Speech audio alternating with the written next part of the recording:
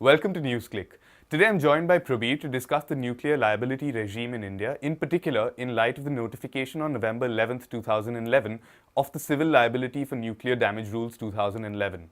Now, the Civil Liability for Nuclear Damage Act itself was passed earlier this year after much debate in Parliament, in particular due to various allegations of India compromising its national interest in order to align with the US.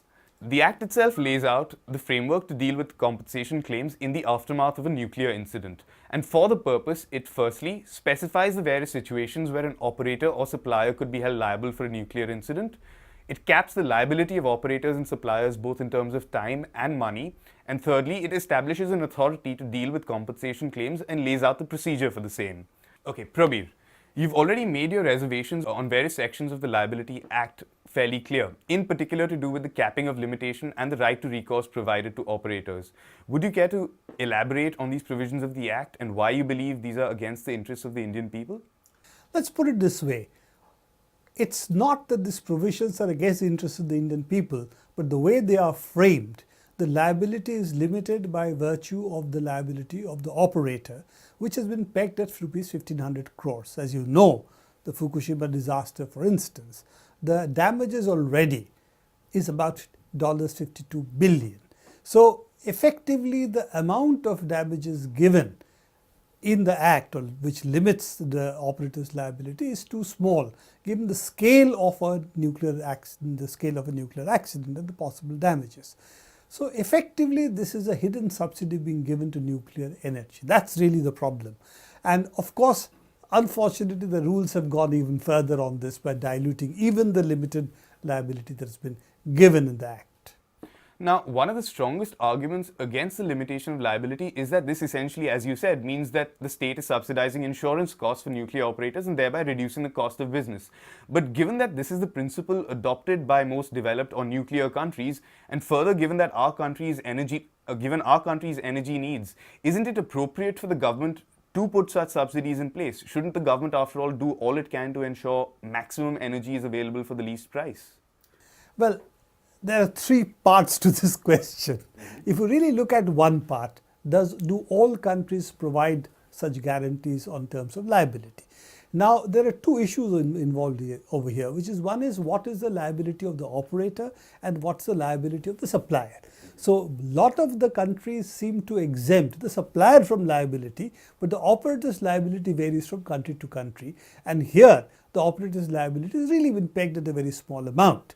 If you really look at, for instance, Germany or Japan, the amounts of liability there are much higher. In fact, Germany has virtually an unlimited liability and €1 billion in terms of what the insurance has to be for the whatever they have to take out in terms of protection, in terms of what a liability is for the operator. So there are different levels of liabilities provided in different countries. We seem to have adopted the worst of both worlds, that we really have given a very low liability for the operator. Now, given the fact that we have had a major disaster, industrial disaster of the Bhopal kind, that this kind of liability limitations really is not in the interest of the people. The second part that comes up is that how should we not subsidize nuclear energy?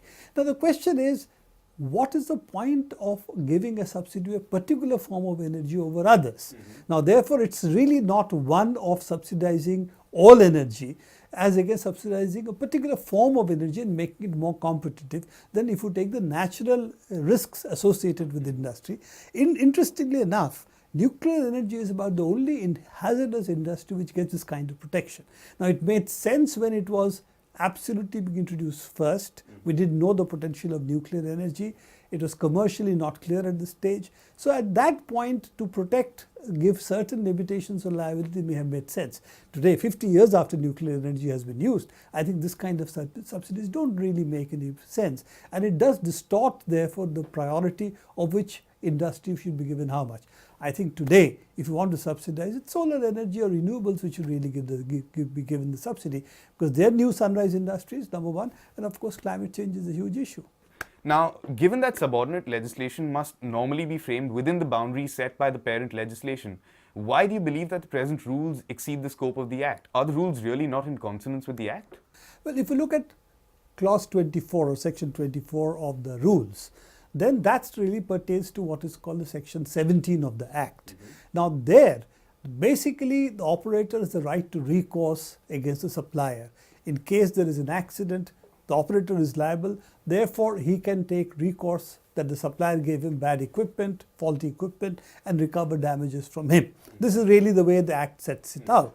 Now, the Act does not limit either in terms of time or in terms of quantum of damages that he has a right of recourse. Now, if the rules, which is really subordinate legislation as you said, takes away certain rights which he has or limits certain rights, I think that's beyond what the subordinate legislation should do. In this case, it limits the time to 5 years after the license has been given, or the amount of warranty, the time for warranty or what is provided in the contract, whichever is higher. The second part is the quantum of liability. There again, the quantum of liability is spelt out or limited again in the rules against the spirit of the Act, or whatever actually is the letter of the Act. So the letter of the Act does not give any cap.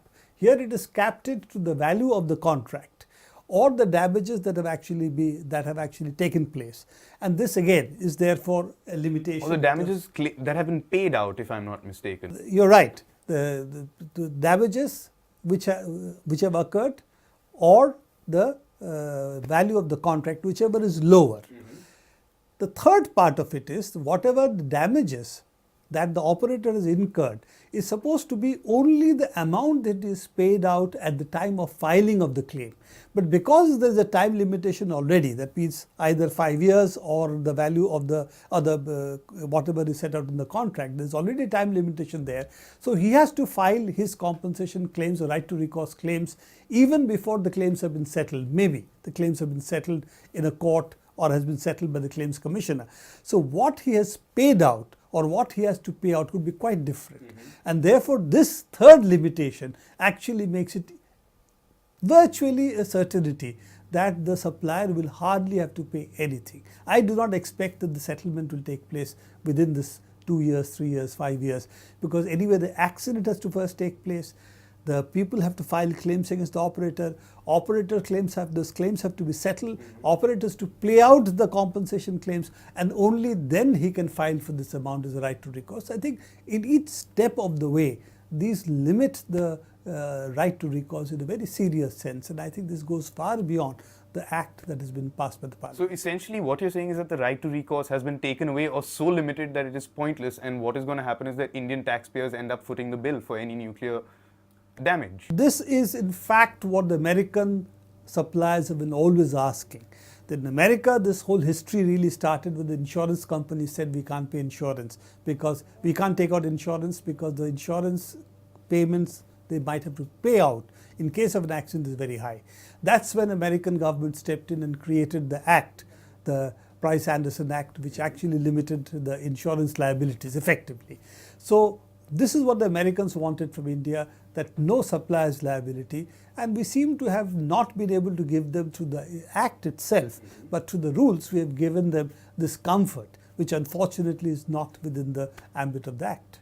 Now, given the recent debate in the context of safety of nuclear plants with Fukushima, Kudankulam and Jaitapur all in the news recently, do you think that an appropriate balance has been found between the safety and liability aspects of the nuclear regime in order to ensure that our domestic interests are not prejudiced? See, I think there are two issues again here. One is the safety is to be looked after by a regulatory board. Safety standards have to be very strict. Even if there is no accident, you have to ensure that accidents don't take place. That's really the purpose of safety and regulation. As a measure to see that the suppliers and others, operators, operate the plant safely, the suppliers give good equipment, don't play with the risks of the plant. Therefore, the issue of liability is a standard method by which you ensure that even if there is a weak regulation, that at least we have a right to recourse and catch the supplier and the operator. And that's how the liability regimes have come in all areas. It's not only the nuclear is in that sense only one of the areas. So I think these have to be looked at in that light, that the regulation really is to ensure that there is the safety of the plants, and unfortunately the regulatory structure that is there at the moment is really a part of Atomic Energy Commission. The new act which has been proposed, the draft bill, also is very weak in this regard. So I think we have a whole bunch of issues which are coming from there, and that's why people really don't trust the Atomic Energy Commission and what the Atomic Energy Commission says about the safety of the plants. And post Fukushima, obviously, there is much more disquiet on this count. Now, an interesting but separate question raised by the rules is that of the payment of the compensation. Now, the rules themselves require the authority to divide all claimants into different categories based on their social standing, their level of education, financial profile, etc. Now, compensation can then be withheld and paid out by the authority to the claimant based on whether or not it is believed by the authority that the compensation will be effectively used by the person. Do you think this is fair, and surely there are likely to be practical problems with the implementation of such a provision? I think the whole content of this, the thrust of this, is to make a kind of patriarchal form of claims commission, and I think that's a very serious problem, because I think that we have to trust the people. If they have suffered, they have claims which are they have to be paid out. You cannot decide that the poor do not have certain rights because they are poor and they are illiterate, while the people who are more well off can use the money whichever they want. I think this is a very, very discriminatory attitude which I do not think can be even borne out under law. Thank you, Prabir, for joining us today, and thank you guys for watching. Hope to see you soon again.